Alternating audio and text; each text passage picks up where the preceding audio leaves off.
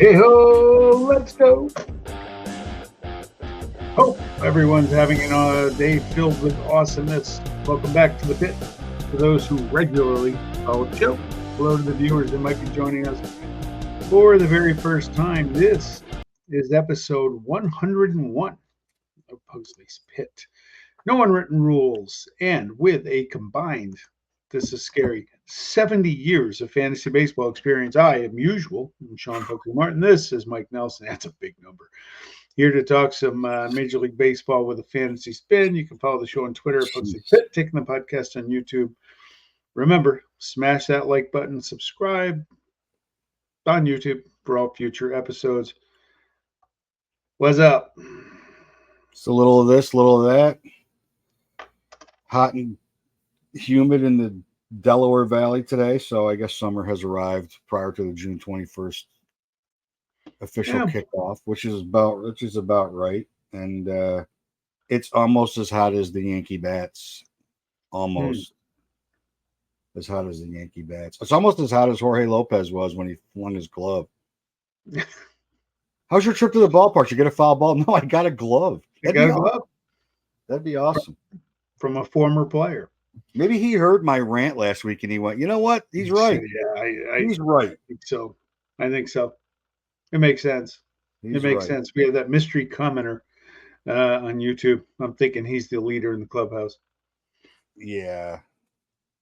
Our mystery commenter. Our loyal. Now we're up to loyal fans with a S. That's S, plural. Great. On today's show, I know you're all dying for this. Fantasy scoring categories. Do you update as time goes on? Are you old and crotchety and stodgy like me and you don't like change? You keep the same categories over time. Again, our league's been 35 years. Look, change is a good thing in life conceptually. I don't know about fantasy baseball. I am resistant. Our league changed categories a couple of years ago. One occasion, we changed three categories. We moved from net wins, net saves, and net steals to drop the negatives there. It's now just wins, stolen bases, blown saves. I fought this thing. I got outvoted.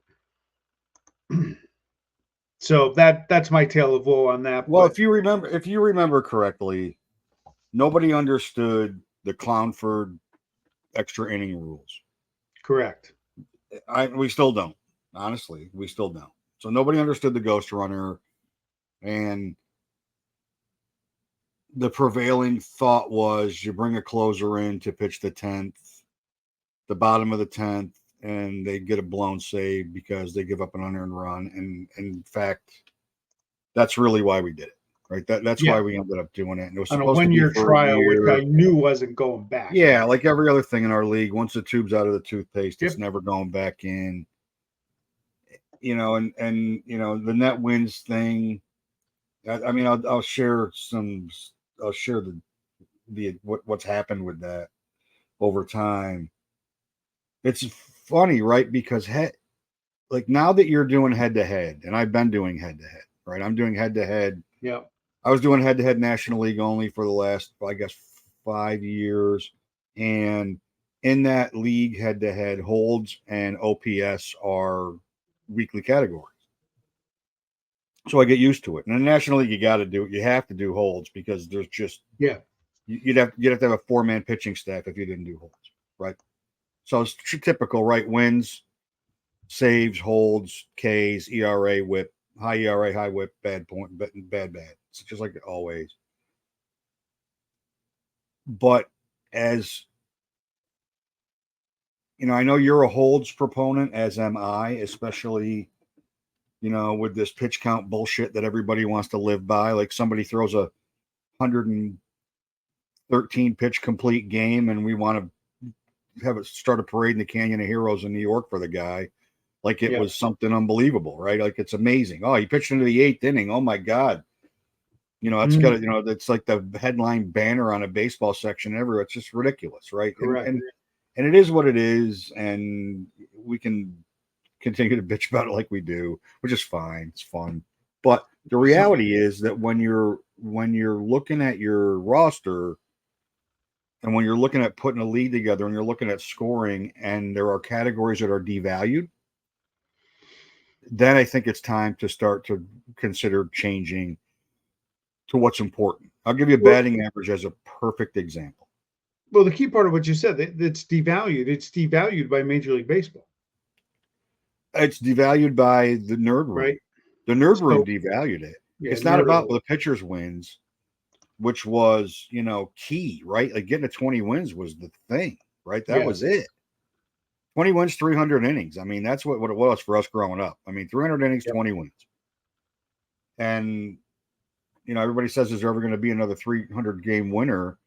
And if Justin Verlander hangs around long enough, he's got a shot. But there's nobody. No. There's nobody that's under 12 years of service right now, no matter what they do they're not going to pitch long enough. Hey, they don't need to. They don't need to pitch for 24 years because they're going to make so much money that it's not going to matter.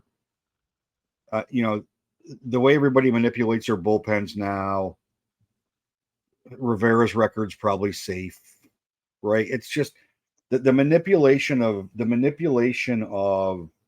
player from a performance standpoint using analytics has stopped the players being players, and they become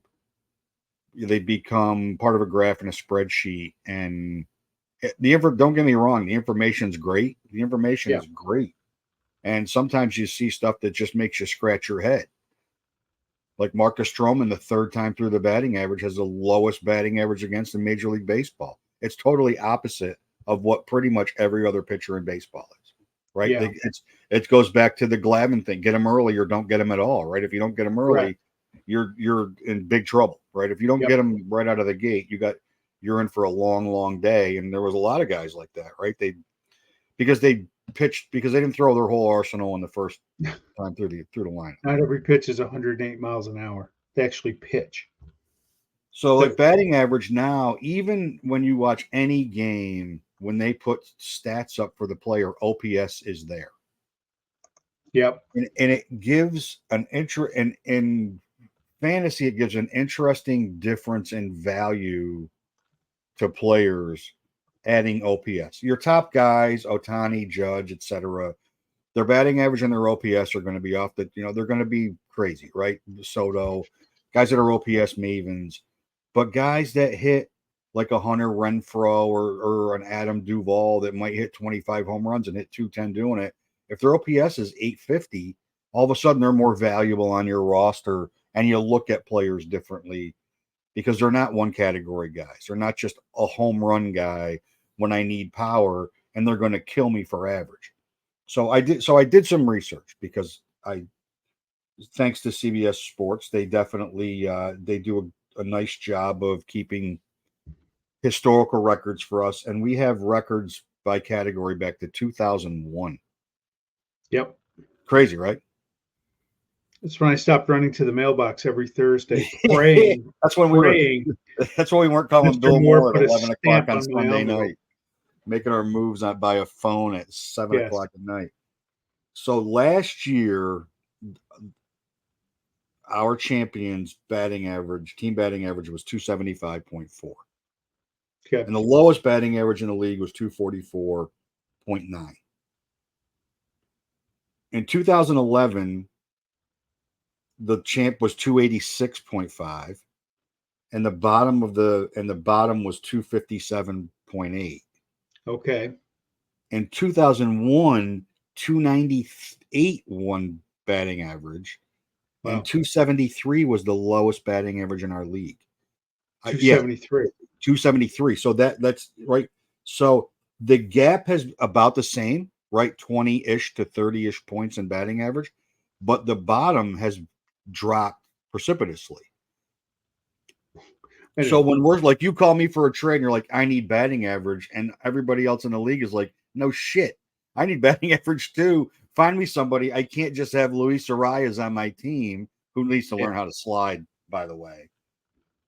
And then the same thing with saves. So we go to this is how different saves are today than they were. So in 2001, when we were net saves, 89 saves was the top and 32 was the bottom. Okay. In 2023, when we were just straight saves, It was Yeah. 80 and 32. Okay. So like that's in 2011 it was 81 net saves. We were 80 total saves last year. So make it net, take the blown saves, add the blown saves in. What was it? 66, 67 last year?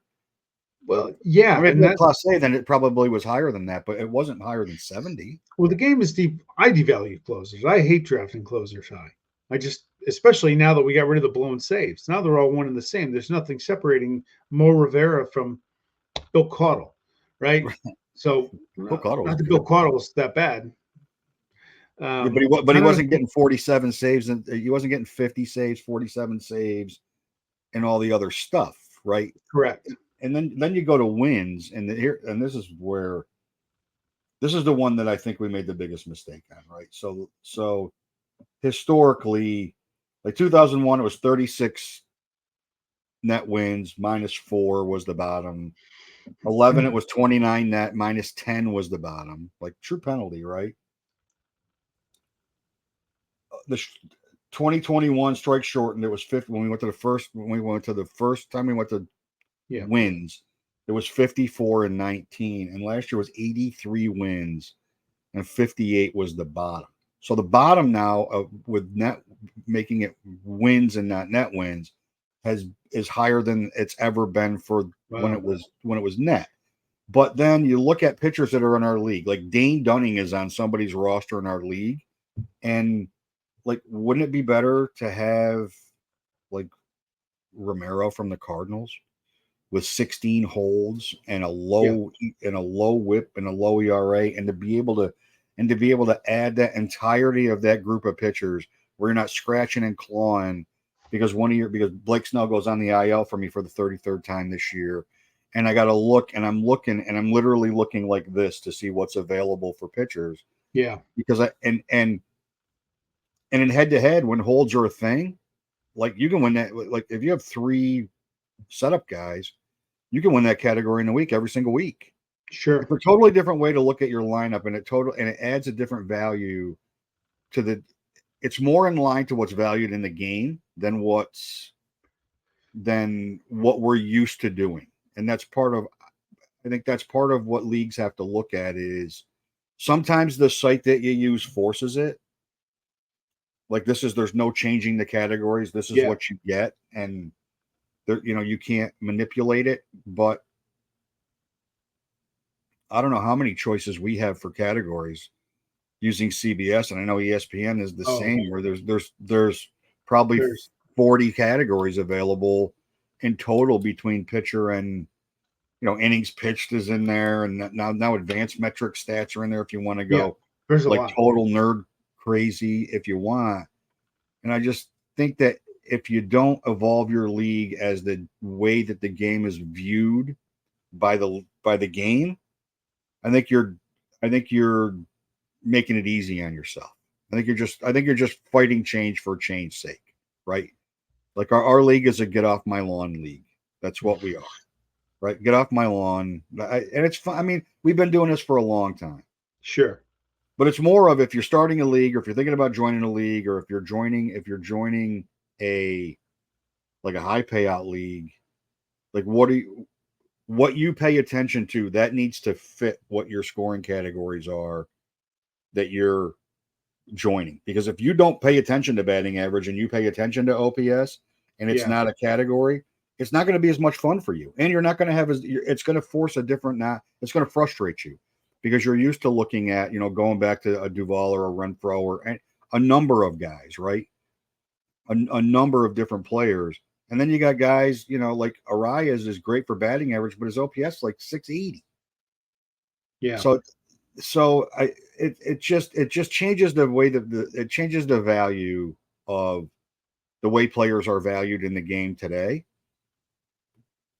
So I don't know. I That's can't my wait to get to my who's hot, who's not. So you're now the official no unwritten rules research department. I got the graphics.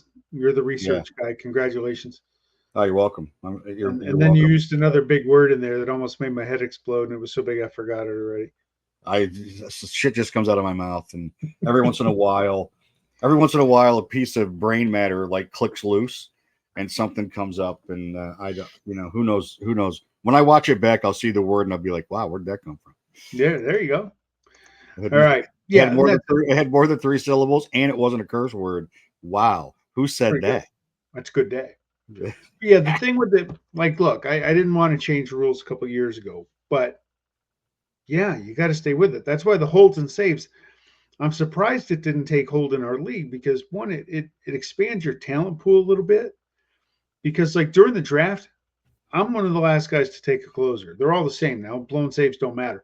But what's funny is once the league starts, after it shakes out on the draft and one or two owners grab 5 closers, Right. Todd, the value immensely goes up because you could draft a closer high and he sucks, Steve, with Edwin Diaz. So That's a that's the shame. hard part about closers. Look, if you add holds, okay, maybe it makes it easy. All right. But Right. closers are a dime a dozen. You don't know what you're going to get. I remember way back when I got put in a real bad spot with closers. It was late in Trevor Hoffman's career. I came out of the draft with Trevor Hoffman and Bob Wickman of the Brewers.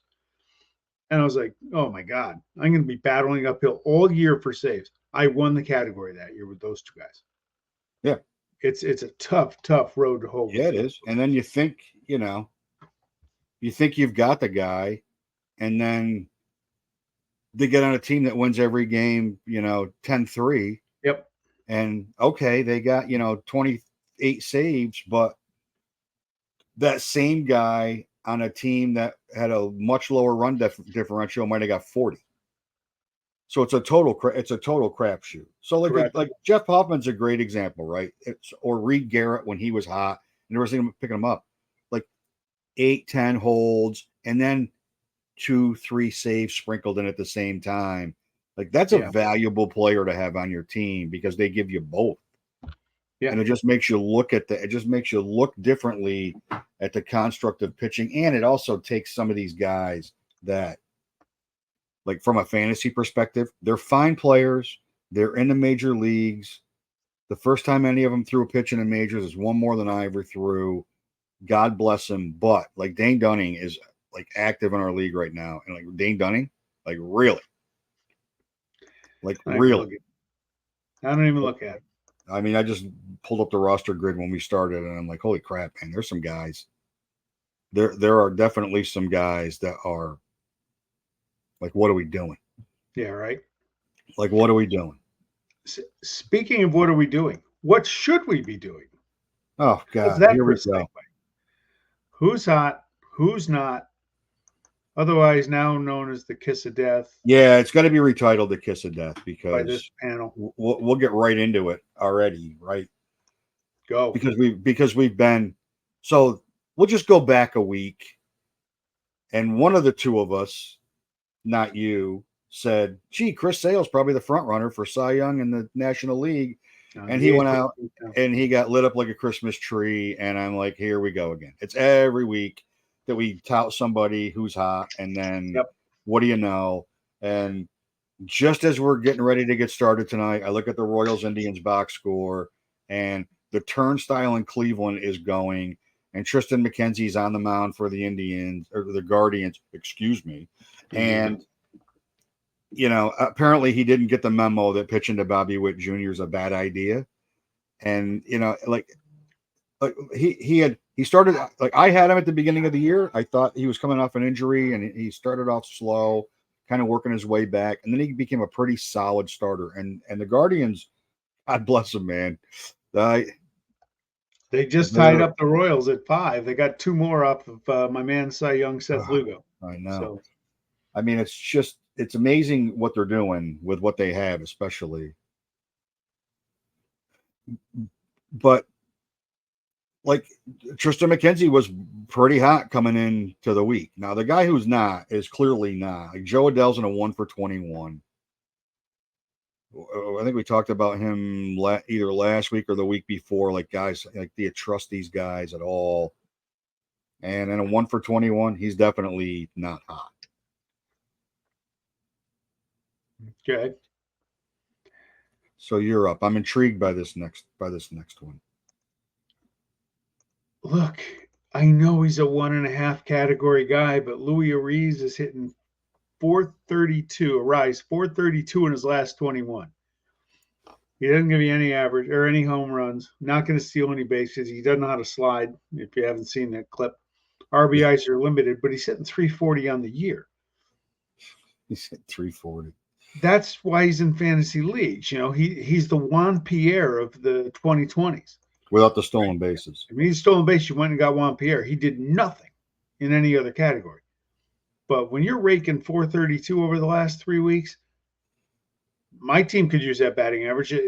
The problem, if you have a guy like Ariz, is you need to have other guys that can pick up the slack. You need, guys that are excelling. You need a lot of power for that big giant hole. So again, he's not going to hit that all year, but hitting 340, he can hit 340 the rest of the year. But you got to have the right. You got to be the right team to have him. Who's not hot? A dude I traded a few weeks ago and just in time. Big man. Christopher Morel hitting all of $123 in his last 21. Oof. And sadly for in our world, combining with Zach Geloff and Brian De La Cruz, the big man in Massachusetts, is parachute chopping today to help stop his team's free fall in the standings because he's just getting no help from that group. Well, that would explain why Pete Crow Armstrong got called back up. Yeah, Morel's when you wonder where he's going to play, and Morel's hitting 121 in his last 20 games or whatever. That, I mean, that's not good. No, that's not good. All right, pick him up and cut him, and we have a guy making his second appearance on this list this year. Yeah, all you. He can't stick. So Jose Siri's only 11% rostered. Yeah. In CBS, and he's only 6% active. And for whatever reason, I kind of watch what's going on with him, and he is healthy. Started the year coming off an injury, got hurt again. Had a 2-homer game this week, starting to run a little bit. He's somebody to keep your eye on. Another guy, you got room on your bench and you want to hold on to him and see what he does for the next 2 weeks. And you don't necessarily need to play him. He might be a guy to stash on your roster if you've got room to stash him on your roster. And then this is the last nail in the coffin for the 2020 draft, because last year they were talking about Spencer Torkelson as an all-star in Detroit, and now he's in Toledo. Yep. And he is so screwed up. I don't expect to see him in Detroit again this year. I expect him to see him next year if he's on the Tigers. Maybe I don't know. Maybe it's better if they just leave him down there and get some confidence, and we'll see you in spring training. Yeah. I mean, their lineup's a disaster anyway, except for Veerling and a little bit of Riley Green. But yeah, I think they were counting on him. He's a big reason why. They were counting on him for a lot of productivity in the middle of that lineup, and he gave them nothing. And you're right, sending him down. It's awful. Like, I feel bad for him. I don't feel bad for anybody that owned him that's not me, because I had him for a little bit on the bench thinking, hey, he can't be that bad. I was wrong. He is that bad. Okay. When the Detroit Tigers agree with somebody being bad, they're bad. They're very patient. They're hanging in there. They're trying to hang in there. They are the little engine that's. Although Stephen Vogt is guardian, don't call us Indians, are making it rough for him. Who's hot? Nick Gonzalez, second base, Pittsburgh. Second base has some sneaky guys ranked in the top 50, top 60. I don't think they're going to last. Bryce Terang is among them. 25 years old. He's rostered in 54% of the leagues. He's hitting 328, 3 homers, 14 RBIs, 10 runs in his last 21 days. Part of the reason I was thinking of trading Marcus Semien was because Nick Gonzalez was out on the free agent wire. So someone to watch for Pittsburgh.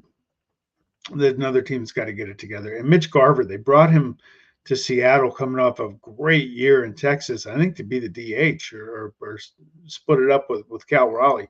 He's hitting all of $170, and he's 165 at bats. So you got a sample size here that's pretty good. He's been terrible.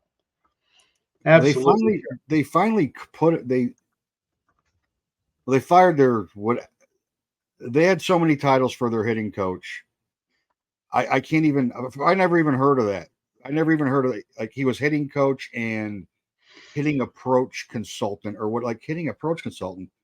You got a lineup stacked with great players, and you got the worst offense in baseball. You're not the right guy, right? How about a hitting coach?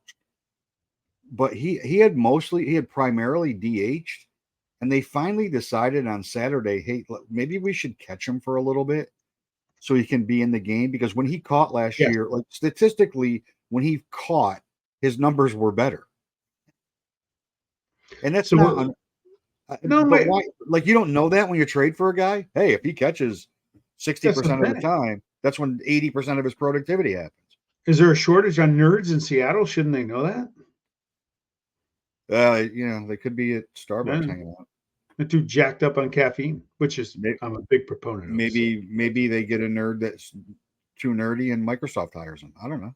Yeah, tough competition up there. Yeah, they should have known that.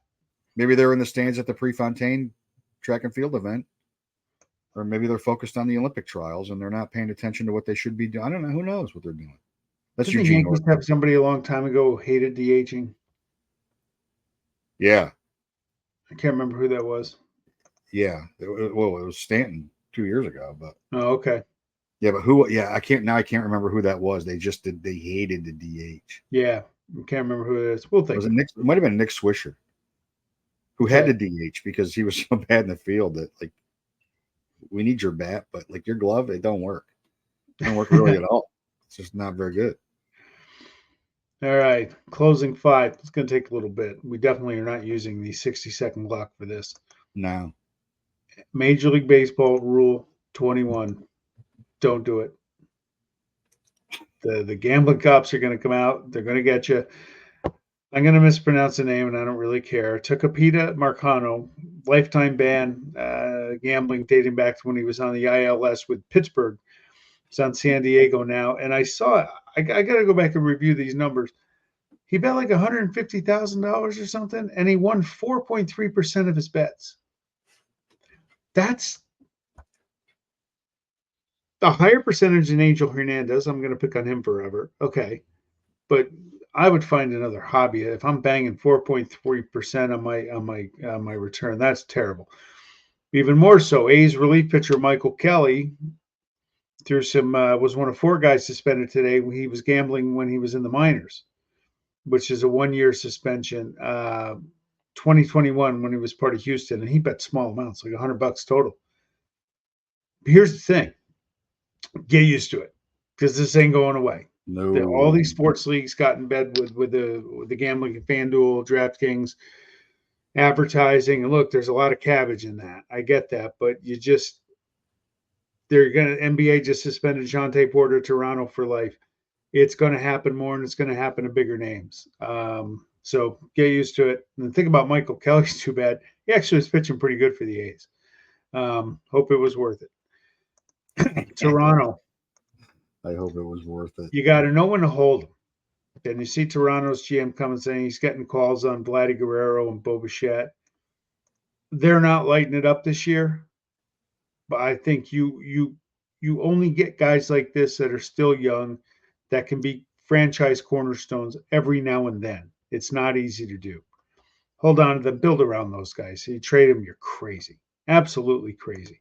Well, I mean, of all the things Toronto's done wrong this year, that was one of the right things that he said, because he did say, "Don't call us." Yeah, don't do it. All right, in about 45 minutes, the Oakland Ballers have their home opener, the Independent League. I can't remember the name. Pioneer League, maybe. Frontier League. The true team in the East Bay now. The Oakland Ballers make their home opener. They're off to a good start. The game is sold out.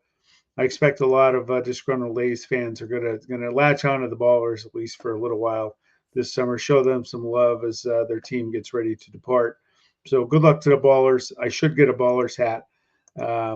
Tried to get a background going for that, but I couldn't fit it. So You need a baller's hat. Yeah, I should. The here, hold on, let me show you. It's still here. Nope, got rid of it. I can show you this one though. Reverse boycott night at Oakland is Friday night against Toronto. Support my A's fans, fellow A's fans. A few John Fisher, Dave Cavill, sell the team, but good for the A's fans for trying to at least create awareness because that team. Oh, let's talk about this real quick. It came out today that the A's are trying to build into their agreement in Vegas that they can play 8 games a year outside of the stadium that no one's ever going to be able to pay for. The fictitious renderings, and they want to play 8 games out of there, and they guaranteed the people in Vegas for that $380 million grant they're getting that they would have sellouts for all 81 games. Now you take away 81, just under 10%, but we'll call it 10%. How stupid are these people? There it is. I mean, how stupid can you be? Dave Cavill has just destroyed the reputation of Stanford University. I'd be pulling back that degree. He's destroyed it. So there's that. Okay, now here's the other thing with the A's. I think it's going to come down to Fisher selling and they stay in Oakland or they go to Sacramento. If they go to Sacramento, I'm out. I'm out of the pool. Not going with the team. So what do you got against Sacramento? No, I just don't want them to move. I grew up going to the Coliseum as a kid. I want John Fisher out of baseball. I think you got a problem. I think you got a problem with Sacramento. Were taxes high when you were living there? They were. I do. I've been tweeting at their owner, and when they lost the playoffs, I'm teeing off on him because he's made it easy for Fisher. He's come up there and he's made it easy to give him a soft landing spot. And his end game is to buy half the team. Yeah, give him $500 million and no say in the franchise. Good luck, stupid. So anyway, I'm going to need a new team. Now, the whole qualifier is if the A's end up staying in Oakland, this is all bets are off. So I started thinking today. I said, who would it be? Well, that's when the problems start. I know. One, I couldn't get all the logos to fit in the 16:9 graphic. Put an X through the Yankees. No, I'm leaving that there for multiple reasons. No, I'm telling you straight up. No, you're not welcome. 30 years of your bullshit about the Yankees. You are not all of a sudden jumping on the bandwagon. You're not. You're not allowed. You want to be you want to be a fan of another like crap hole team that doesn't have a clue of what they're doing. Be a Met fan. Like, please. Well, here's the thing. And Philly doesn't watch it. Though in your youth, you would have been a good Phillies fan. You would have fit right in like a glove down here, brother. Here's the qualifications. And I haven't done all my research yet, but West Coast, no thanks. I'm tired of being a fan of a team that starts their games at 10 o'clock at night. Because quite frankly, I'm rarely up at first pitch. So that's out. AL West, forget it, because I've loathed them all these many years. That's never going to happen. Teams like the Marlins, you have to exist. And you got to have at least solid, stable ownership. I don't know that everybody that's unchecked has that, but that's going to be which is why the Orioles are still there, because if the Angeles family still owned it, they'd be gone. So the Guardians, they're probably going to go. I kind of like the Royals. The Yankees, look, my oldest son's a Yankee fan, so we would have that bond, and you and I would have a lot to talk about. I'd go get myself an Aaron Judge jersey. We could talk about the 27 World Series. You can go get an Aaron Judge jersey. I'll get you a Celerino Sanchez number 13. You can say it's Paleorulo. God knows we're not going to say it's A-Rod. That's for sure. Yep. We'll keep the Reds in there. I like the Brewers, little Harvey Wallbangers back from the early 80s. Yeah. The Nationals, I don't really know why they made the cut today, but they did. The Blue Jays, that's Noah's favorite team, so we'll leave them there. His favorite bird. The Cardinals, I've always hated the Cardinals, but I love their fan base. Right? The Phillies, they're cool. They're probably in the top 5. Something about the Bucks I like. The Mets, it's local. I could drive and see them, though. Yes. Yeah, I just don't see it. Hey, we're thinking about coming down for the weekend to see a game. We're going to stay with you. Come on, no. Cross them off your list, too. The Cubbies, meet you in I've been to Pittsburgh. Wrigley Field. It was the greatest 4.5 hour 9 inning 13-8 ball game ever in 2000. The Braves have two of my favorite players, Matt Olson, Sean Murphy. You got to keep them there.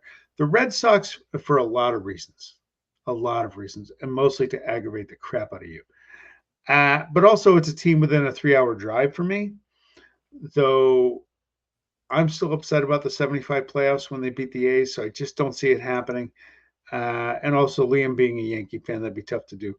The only glitch with the Orioles, believe it or not, is I kind of feel like a bandwagon guy because they have so much talent. Should there be a rule that you got to take a team that sucks and root them back up, or who cares? There's no rules. So here's a thought for you and your fandom, because when I met you, you were a Texas Ranger fan. That's a whole nother story. With your cock, it's a cockeyed story, but when I it happened, I grew up an A's fan in the Bay Area in the 70s, my friend. And when it happened, you were young enough that you could make a team, make a franchise switch. Yeah.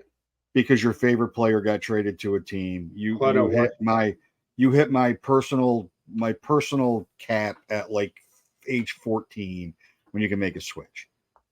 So I've never recognized you as an A's fan anyway, because you've always been a Texas Ranger fan to me. For the record, I switched back when they gave A-Rod that big contract way back when. Instead of getting pitching, I said, I'm out. I'm out. I'm out. Well, you're fickle. There's a big word for you. You're fickle. You're a fickle. By the way, to fans of other teams, I accept cash too. I can be bought. Anyway. Yeah, well, you're not getting any of that from Blue Jays fans. That's for sure. Beer, they do have Labatt's. Plus, it would be 73 cents instead of $1, and you'd feel like you got ripped off. So here's your low rank. Can we talk about the reverse boycott for just 1 second? Absolutely. You know I am against the reverse boycott, and the reason I'm against the reverse boycott is because I don't think they should get John Fisher a penny, and I think they should stick to their guns. But in your there's the baller logo. And your calmness, which was very well, it was good for you. You were pretty calm, considering where you probably should be emotionally in this whole thing. If I'm Vegas and I hear that these idiots want to play 8 games away from Vegas, when I've got Salt Lake, Sacramento sniffing around, I've got Nashville starting to sniff around. Yep. How committed do I feel like they really are to Vegas? They're not. So I'm already having a problem getting this money for this spaceship rendering. Right now, it's just a nice architectural drawing on a piece of paper. Which is never going to fit on 9 acres. Maybe there's one shovel of dirt dug in Vegas, maybe. It's nothing, right? It's a pipe dream with no funding right now. So if I'm Vegas, now I'm thinking, all right, you've committed to us. You've gone all in with Major League Baseball's help. How committed are you to really being here? Or are you going to go highest bidder and be out of here in 3 years? And Oakland teams do have a track record of sucking the life out of a city and then leaving it and then going back and then leaving it. The other part of this is, I wonder. Careful. I was a baseball show. I wonder, though. I do wonder, because I love a good conspiracy. How much is MLB involved in this? They're hugely involved in it. And what if these 8 games were going to be in Nashville? Oh, gee, look at the fan reaction in Nashville. We have to expand. We're going to expand to Nashville. So, meanwhile, you still got, the team that I still wish was in baseball, the Montreal Expos, posting this week, how about this for a nice, beautiful jersey to look at? And it's a Rock Reigns powder blue Expos jersey photo of a rock. So like they're still actively involved from a social media standpoint and trying to raise awareness to the Expos. What if they played 8 games in Montreal? All of a sudden, it makes it easy to expand in a watered down MLB as it is. So I do think that, like, I do love a good, as I said, I love a good conspiracy, and I think that part of that good conspiracy could be that I don't think that John Fisher and Dave Kaval are smart enough to say we're going to play 8 games. I think somebody in New York said, "Hey, here's a thought. Let's float this one out there." It could be, but here's a problem. That stadium's coming at 1.2 billion, right? And those projects always come in on budget. So who's going to pony it up? Because that dumb bastard's got to come up with he doesn't have it, and he can't find an investor. So they're not moving to Vegas. Right. So like here's the problem with that 1.2 billion. That's 1.2 billion today. That's today. Yeah. If they dick around with this thing for another year, it isn't 1.2 billion anymore. It's 1.35 billion because the cost of everything goes up, right? And time has that impact. Has nothing to do with baseball. It just has to do with the cost of everything, right? Stuff goes up over time. Sure. Wages go up, cost of materials go up, all that other stuff goes up, and they're fighting it so hard in Vegas. I'm rooting for it to not happen because I don't want it to happen. Yeah. Because I don't because this thing has stunk from the beginning, and anytime MLB can get any egg on their face, I'm all over it. Absolutely. But it just like every week it's something more absurd with this thing, and it just and the players are caught in the middle of it still, and it's a mess. So I don't watch the A's this year. I need to get away from it because it's so aggravating. I know. Do you know when Rule 21 became on the books in Major League Baseball? I would hazard to say 105 years ago. So it was spun from the Black Sox scandal, right? Mountain Landis, the most racist human being ever involved in Major League Baseball, put, just verbally. So 1927 is when this became like in the bylaws of Major League Baseball. So for closing in on 100 years, that sign has been in the friggin' dugout. And on the clubhouse. Major leagues, minor leagues, they all know the rule.